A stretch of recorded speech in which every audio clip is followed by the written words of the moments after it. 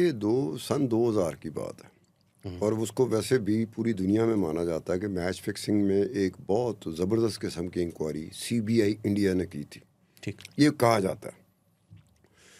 اس میں اسی کا ذکر اتفاق کی بات ہے، بڑا ریلیونٹ بنتا ہے۔ اس میں ایک صاحب تھے، میں ان کو صاحب بھی کہوں گا، میں ان کو بزنس مین بھی کہوں گا، میں ان کو بکیا بھی کہوں گا۔ سنجیو چاولہ اس کا نام تھا۔ ٹھیک، وہ برطانیہ کی شہریت، پھر انڈیا نے ایکسٹراڈیشن پہ لنڈن کے ساتھ، برطانیہ کے ساتھ منتیں کر، جو ہوتا ہے ایکسٹراڈیشن میں ایک طریقہ چل رہا ہوتا ہے،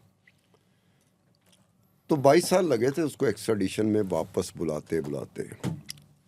یہ 2000 کی بات ہے، اور 2022-23 میں اس کو بالآخر ایکسٹراڈائٹ کرانے میں کامیاب ہو گئے۔ جب وہ انڈیا میں آیا تو وہاں کی عدالتوں نے، برطانیہ کی عدالتوں نے ان کو بتا دیا تھا کہ یہ ہمارا شہری ہے، ذرا دھیان سے رکھیے گا۔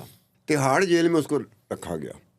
تہاڑ جیل میں جس طرح اس کو رکھا گیا، وہ جیسے آج کل ہمارا جو مرشد ہے عمران خان کو جس طرح ڈیالہ جیل میں رکھا جا رہا ہے، سنجیو چاولہ کو اسی طرح تہاڑ جیل میں رکھا گیا تھا۔ ٹھیک، مطلب 2 سیل ملے ہوئے تھے سیپریٹ، کوئی جو تہاڑ جیل کا کوئی اور قیدی تھا وہ رہ نہیں سکتا تھا اس کو، کیونکہ برطانوی عدالت نے کہا تھا نا کہ اس کی جان کو خطرہ ہے۔